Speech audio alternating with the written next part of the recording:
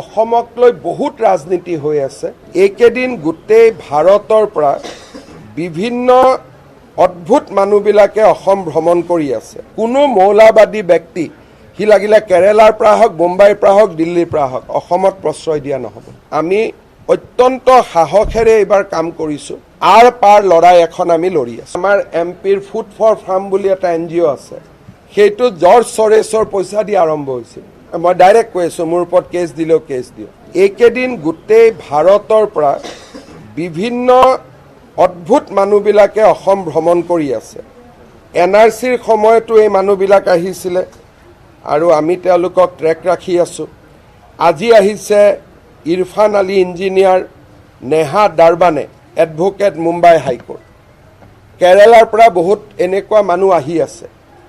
NRCৰ সময়তো বাহিৰৰ পৰা এই ধৰণৰ মানুহবিলাক আহিয়ে আমাৰ গোটেই প্ৰচেষ্টাটো নষ্ট কৰি দিছিলে। তেতিয়া চৰকাৰে এইবিলাক ঘটনাৰ ওপৰত চকু ৰখা নাছিলে, যেনেকৈ মই হৰ্ষ মণ্ডলৰ ওপৰত কৈছিলোঁ। এইবাৰ প্ৰত্যেকজন ব্যক্তিৰ ওপৰতে আমি চকু ৰাখিছোঁ আৰু কোনোবাই এক কদম নিয়মতকৈ আগত গ'লে ইয়াতে এৰেষ্ট হ'ব। কোনোবাই যদি প্ৰয়োজনতকৈ এক কদম বেছি ৰাজনীতি কৰে, এৰেষ্ট হ'ব তেওঁলোক। কোনো মৌলবাদী ব্যক্তি সি লাগিলে কেৰেলাৰ পৰা হওক, মুম্বাইৰ পৰা হওক, দিল্লীৰ পৰা হওক, অসমত প্ৰশ্ৰয় দিয়া নহ'ব।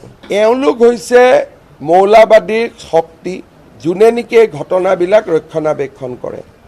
NRCৰ সময়ত আপোনালোকে বা আমি গম নাপালোঁ, তেওঁলোকে মই ইছলাম উদ্দিন, মোৰ দেউতাৰ নাম ৰহিম উদ্দিন, হাইলাকান্দি ভোটাৰ লিষ্টৰ পৰা উলিয়াই লৈ আহিলে যে দেউতাৰ নাম ৰহিম উদ্দিন।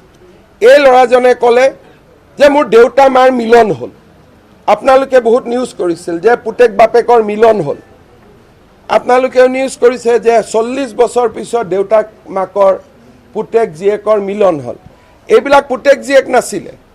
যিহেতু নামটো একে, এই নামটোৰ তেওঁলোকে এডভান্টেজ লৈছিল। সেই কথাবিলাক আমিও সহজ সৰল মানুহ, এনেকুৱা যে কৰিবতো আমিও নাজানো। এতিয়া এই গোটেই ঘটনাবিলাক পোহৰলৈ আহিছে। যোৱা 5 বছৰত এনেকুৱা বহুত ঘটনা আমি গম পালোঁ। আজি আমি সুপ্ৰিম কোৰ্টকো ক'ব ৰেডি হৈ আছোঁ। যিজন বাপেক পুতেকৰ মিলন হ'ল, যিজন মামাক ভাগিনীয়েকৰ মিলন হ'ল, আচলতে বাপেক পুতেক নহয়, মামাক ভনীয়েক নহয়, ভাড়াত অহা দেউতাক, কাৰণ নামবিলাক একে।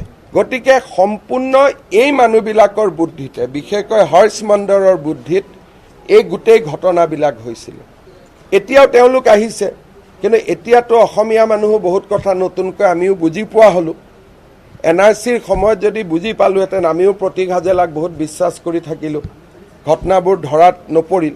এতিয়া এই গোটেই পদে পদে, আজি কেৰেলাৰ পৰা কোন আহিছে, কালি মুম্বাইৰ পৰা কোন আহিছে, মই নিজে ট্ৰেক কৰি আছোঁ। আৰু আজিও BBC টিমো আহিছিল উৰিয়াম ঘাটত, আমি সোমাব দিয়া নাই।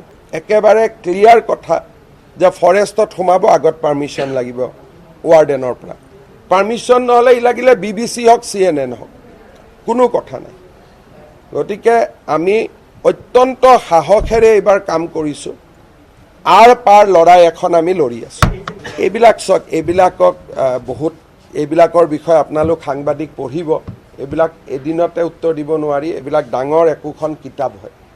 গতিকে আপোনালোকে পঢ়িব যে কেনেকৈ কোনে পইচা পায়, কেনেকৈ ক'ৰ পৰা আহে, কেনেকৈ ফাণ্ডিং হয়, USTM কেনেকৈ আৰম্ভ হৈছিল, তাৰে কেতিয়াবা গোটেই পইচা অহা প্ৰথম আৰম্ভণিটো চাব। তেতিয়া আপোনালোকে দেখিব সেইটো পইচা ক'ৰ পৰা আহিছিলে। যেনেকৈ এজন আমাৰ MPৰ ফুড ফৰ ফাৰ্ম বুলি এটা NGO আছে, সেইটো জৰ্জ চৰেছৰ পইচা দি আৰম্ভ হৈছিল। মই ডাইৰেক্ট কৈ আছোঁ, মোৰ ওপৰত কেছ দিলেও কেছ দিওঁ। গতিকে এই কথাবিলাক অসমক লৈ বহুত ৰাজনীতি হৈ আছে। আগতে ময়ো গম নাপাইছিলোঁ, হেল্থ মিনিষ্টাৰ দৌৰি থাক, ভিতৰত সোমাব পৰা নাছিলোঁ। এতিয়া কেন্দ্ৰীয় চৰকাৰ আৰু আমাৰ মাজত সহযোগিতা বৃদ্ধি হোৱাৰ কাৰণে এই কথাবোৰ আজিকালি আমাৰ নজৰত আহে।